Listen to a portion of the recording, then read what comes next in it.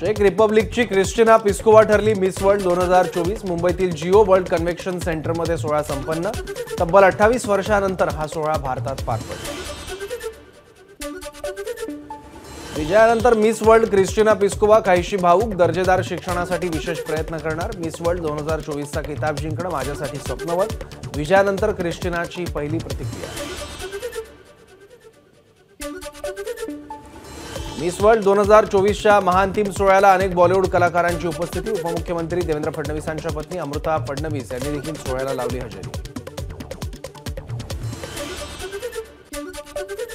पंतप्रधान मोदी ऑनलाईन पद्धतीने पुणे एअरपोर्टच्या विस्तारित टर्मिनलचं उद्घाटन करणार। या कार्यक्रमाला उपमुख्यमंत्री देवेंद्र फडणवीस आणि अजित पवार उपस्थित राहणार।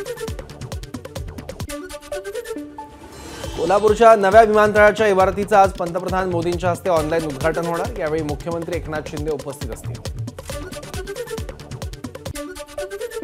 मुंबईच्या कोस्टल रोडला छत्रपती संभाजी महाराज कोस्टल रोड असं नाव निश्चित। उद्या होणार कोस्टल रोडचं उद्घाटन। उद्या मुख्यमंत्री आणि उपमुख्यमंत्र्यांच्या हस्ते कोस्टल रोडचं उद्घाटन। ठाकरे गटाच्या नेत्यांनाही आमंत्रण। आदित्य ठाकरे, अरविंद सावंत, सुनील शिंदेंचं निमंत्रण पत्रिकेत नाव। मुंबईतील रस्त्याच्या काँक्रिटीकरणाचं काम कासव गतीनं सुरू। आतापर्यंत केवळ 5% काम पूर्ण। 100% काँक्रिटीकरणासाठी 2 वर्ष लागणार। सरकारची उच्च न्यायालयात माहिती। मुंबई विमानतळ ते पश्चिम द्रुतगती महामार्गाला जोडणाऱ्या विलेपार्लेतील उड्डाणपुलाचं उद्घाटन। आजपासून उड्डाणपूल वाहतुकीसाठी खुला। मध्य आणि हार्बर रेल्वे मार्गावर आज मेगा ब्लॉक। विविध अभियांत्रिकी आणि देखभालीची कामं पूर्ण करण्यासाठी ब्लॉक घेण्यात येणार। जनशताब्दी एक्सप्रेस आता हिंगोलीपर्यंत धावणार। 10 मार्चपासून प्रवाशांना सीएसएमटी ते हिंगोली प्रवास करता येईल। हिंगोली मुंबई रेल्वेला अखेर सुरुवात। केंद्रीय रेल्वे राज्यमंत्री रावसाहेब दानवेंनी दाखवला रेल्वेला हिरवा झेंडा। दररोज पहाटे 4:20 ही गाडी हिंगोलीहून मुंबईच्या दिशेने रवाना होईल। लातूरच्या उदगीरमध्ये खाशाबा जाधव राज्यस्तरीय कुस्ती स्पर्धा। 9 गटात रंगणार कुस्तीचा थरा। 360 खेळाडू उदगीर शहरात दाखल। हिंगोलीत आज शासन आपल्या दारी कार्यक्रम। मुख्यमंत्री एकनाथ शिंदे आणि दोन्ही उपमुख्यमंत्री उपस्थित राहणार।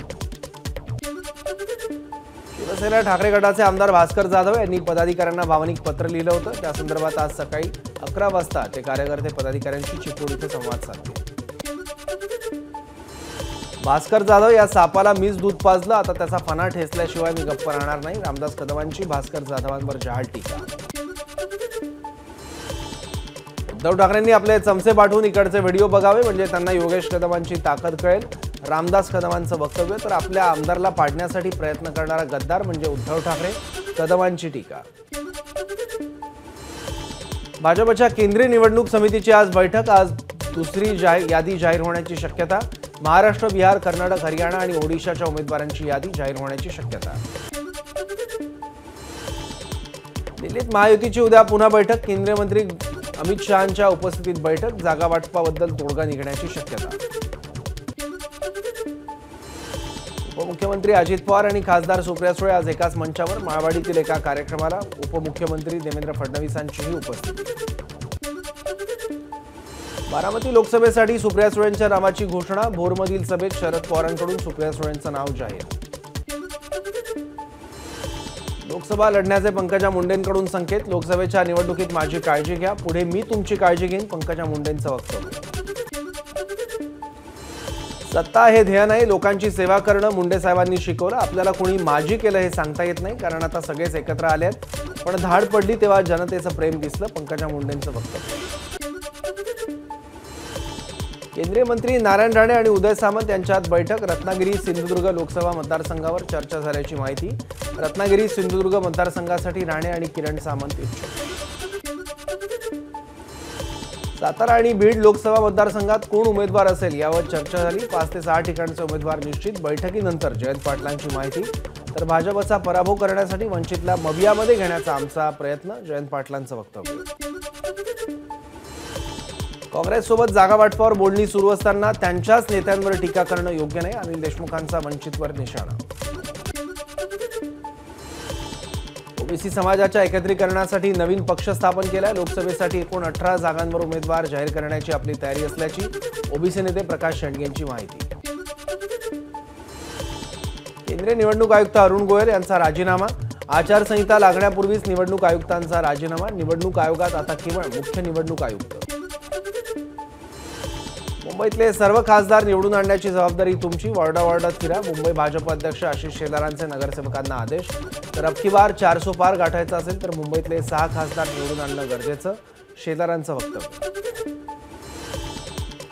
गाढवाला चंदन लावलं तरी ते उकिरड्यावर जाऊन अंगाला राख लावणारच, देवेंद्र फडणवीसांची उद्धव ठाकरेंवर टीका.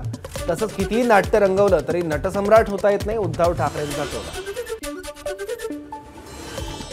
शिंदे गटात जाण्याची चर्चा असलेल्या वायकरांच्या मतदारसंघात ठाकरेंचा दौरा. लग्न कार्यात भाजपला कधीच बोलवू नये. लग्नात 35 पुरणपोळ्या खाऊन नवरा बायकोत भांडण लावून जातील, उद्धव ठाकरेंची टीका. पंतप्रधान म्हणतात अबकी बार 400 पार, आम्ही म्हणतो अबकी बार भाजप तडीपार. खासदार संजय राऊतांचा मोदींवर हल्लाबोल. उद्धव ठाकरेंचा आदेश आम्हाला मान्य असतो. मवियामध्ये सगळं ठरलंय, फक्त अधिकृत यादी जाहीर व्हायची आहे, चंद्रकांत खैरेंची माहिती. प्रकाश आंबेडकर आणि शरद पवारांचं कधी जमलं नाही आणि जमणारही नाही. येणारी लोकसभा आम्ही ताकदीने लढू आणि जिंकू. प्रकाश आंबेडकर मवियात राहणार नाही, हा डोंबाऱ्याचा खेळ आहे, संजय शिरसाटांची टीका. जागा वाटपाबाबत अनेक तर्क लावले जात आहेत. महायुतीत शिवसेनेला 5-6 जागा मिळणार अशा चर्चा काही दिवसांपासून सुरू. मात्र येत्या 2 दिवसात या चर्चांना पूर्णविराम लागणार. दिल्लीतील बैठकीत सकारात्मक चर्चा झाली, संजय शिरसाटांची माहिती. राज्यातील 25 लोकसभा मतदारसंघात सामाजिक आणि विचारवंतांच्या संघटना भाजप विरोधात प्रचार करणार. भाजप विरोधातील संघटनांच्या प्रतिनिधींनी घेतली उद्धव ठाकरेंची मातोश्रीवर भेट. शरद पवारांनी घेतली माजी मंत्री अनंतराव थोपटेंची भेट. बारामतीतलं आव्हान लक्षात घेता पवारांनी अनंतराव थोपटेंशी असलेला जुना संघर्ष संपवला.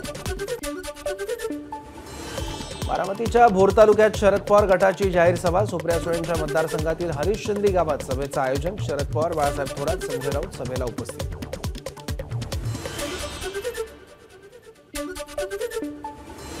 मोदी फक्त गुजरातचा विचार करतात, इतर साधन संपत्ती हिसकावून ती गुजरातला नेतात.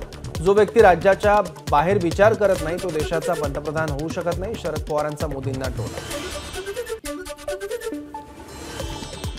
राज्यात मवियाचं सरकार आल्यावर सरसकट कर्जमाफी केली जाईल, सुप्रिया सुळेंचं वक्तव्य. भाजपनं भ्रष्टाचार पारदर्शकपणे राज्याला सांगितला पाहिजे, सुळेंची मागणी. लोकसभा निवडणुकीच्या पार्श्वभूमीवर पुण्यातील मोदी बागेत जयंत पाटील आणि शरद पवार यांची बैठक. आमदार शशिकांत शिंदे, खासदार श्रीनिवास पाटील, सारंग पाटलांसह इतर नेते उपस्थित. पवारांच्या कार्यक्रमाला जाऊ नका असं मी कोणालाही सांगितलं नाही, तरीही शरद पवारांनी माझ्यावर आरोप केला. शहानिशा न करता आरोप करणाऱ्या पवारांना भेटणार, सुनील शेट यांचं वक्तव्य. अजित पवार मुख्यमंत्री होऊ नयेत म्हणून काही लोक रणनीती आखतायत. त्यासाठी करोडो रुपये खर्च करून अजित पवारांना ट्रोल केलं जात आहे. याविषयीच्या गोष्टी समोर आणाव्या लागतील, सुनील शेट यांचा इशारा. धनिकांसाठी कोकण भूमी उद्ध्वस्त करण्याचं काम विद्यमान सरकार करते. जवळपास 10,500 कोटी रुपये जमिनीतून धनिकांना मिळणार. कोकणातल्या किनारपट्टी गावांचा विकास आणि नियोजन करण्याचं काम सिडकोकडे दिल्यानंतर ठाकरे गटाचे आमदार विनायक राऊतांचा आरोप. स्वतःचा पक्ष वाढवण्यापेक्षा दुसऱ्याच्या पक्षाकडे का बघता, जितेंद्र आव्हाडांचा राज ठाकरेंना सवाल. तर दादागिरी कुठे कुठे चालू हे सर्वांना माहीत, सुनील शेळकेंनाच नाही तर सर्व आमदारांना शरद पवारांचा इशारा होता. आव्हाडांची स्पष्टीकरण. एखादा माणूस प्रार्थना करत असताना त्याला ढकलून देणं हे कुठलाही धर्म शिकवत नाही. नमाज पठण सुरू असताना लाथ मारून उठवायचा अमानुष प्रकार, आव्हाडांची प्रतिक्रिया. जळगाव लोकसभा मतदारसंघाचा पक्षप्रमुख उद्धव ठाकरेंनी घेतला आढावा. मतदारसंघातील शिवसेना कार्यकर्त्यांसोबत उद्धव ठाकरेंची चर्चा. जळगावमधून हर्षल माने यांच्या नावाची चर्चा.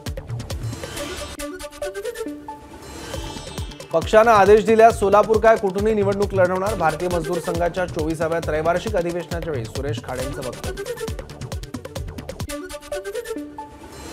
शालेय शिक्षण मंत्री दीपक केसरकरांनी दिली सावंतवाडीतील जवाहर नवोदय विद्यालयाला भेट. काल 159 विद्यार्थ्यांना झाली होती जेवणातून विषबाधा. देवेंद्र फडणवीसांचा टाळ चिपळ्या, विना आणि तुकोबांची पगडी देऊन सन्मान. यावेळी फडणवीस यांनी चिपळ्या वाजवत फोटोसाठी दिली पोच.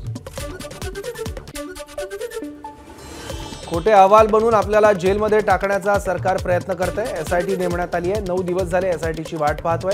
कधी या, मी कोणालाही घाबरत नाही, जरांगेंचं वक्तव्य. देवेंद्र फडणवीसांनी मराठ्यांना आरक्षण दिलं तर मराठे तुम्हाला डोक्यावर घेऊन नसतील, पण तुम्ही मराठ्यांचा कार्यक्रम कराल तर मराठा समाजही तुमचा कार्यक्रम करेल, जरांगेचा इशारा. मुंबईत आशिष शेलारांच्या हस्ते 6 डिजिटल प्रचार रथाचं उद्घाटन। मुंबईतील 6 लोकसभा मतदारसंघात मोदी सरकारच्या विकास कामांची माहिती दिली जाणार। दरे गावातील दौऱ्यादरम्यान शेतकऱ्यांना प्रोत्साहन देण्यासाठी मुख्यमंत्र्यांनी केली बांबू लागवड। बांबूपासून तयार होणाऱ्या वस्तूंच्या प्रशिक्षण केंद्राचंही मुख्यमंत्र्यांच्या हस्ते उद्घाटन। साताऱ्याच्या मुनावळे गावातील जलपर्यटन केंद्राचं मुख्यमंत्र्यांच्या हस्ते उद्घाटन। यावेळी मुख्यमंत्र्यांनी स्वतःसाठी जलपर्यटनाचं पहिलं तिकीट काढलं। या कार्यक्रमाला नाना पाटेकर, शंभूराज देसाई, उदय सामंतांसह अन्य नेत्यांची उपस्थिती। मुंबईच्या अंधेरी पूर्व विधानसभा क्षेत्रात पीएस फाउंडेशनकडून जागतिक महिला दिनी डॉक्टर आपल्या दारी या उपक्रमांतर्गत चालता फिरत्या दवाखान्याचं उद्घाटन।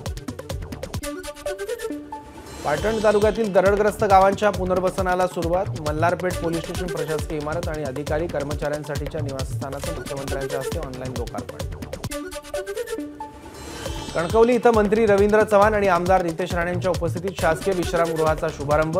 पंतप्रधान मोदींना अपेक्षित असलेला विकसित भारत उभारण्यासाठी सार्वजनिक बांधकाम कटिबद्ध, रवींद्र चव्हाणांचं वक्तव्य।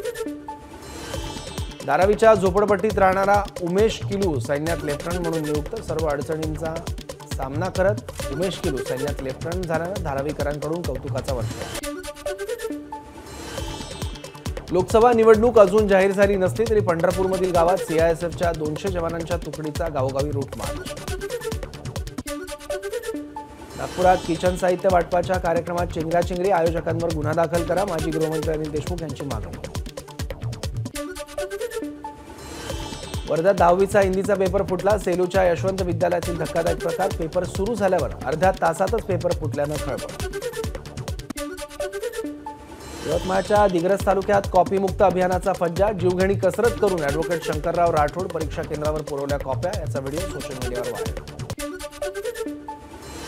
24 तास वीज पुरवठा करण्याच्या मागणीसाठी शेकडो शेतकऱ्यांचा वीज वितरण कार्यालयावर मोर्चा। 8 तास वीज असल्यानं पाण्याअभावी उन्हाळी भात पीक आणि पालेभाज्या पीक करपत असल्यानं शेतकरी आक्रमक।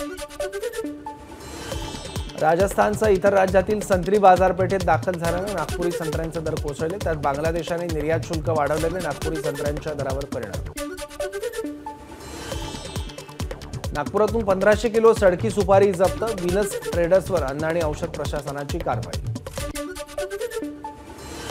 महाशिवरात्रीच्या दिवशी नागपूरच्या हिंगणा आणि कामठी तालुक्यातील भाविकांना विषबाधा। शिंगाड्याचं पीठ खाल्ल्यानं 100हून अधिक भाविकांना विषबाधा। मुंबईतील घाटकोपरमधील सागर बोनांझा मार्केट परिसरातील दुकानांना आग। शॉर्ट सर्किटमुळे लागलेल्या आगीत 12 ते 15 दुकानं जळून खाक।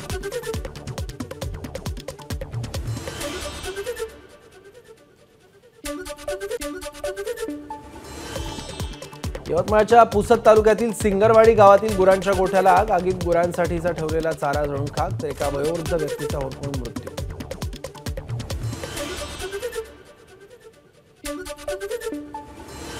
पालघरच्या मनोरवाडा भिवंडी महामार्गावर धावत्या टेम्पोला आग। आगीत रिकाम्या गोण्या घेऊन जाणारा टेम्पो जळून खाक।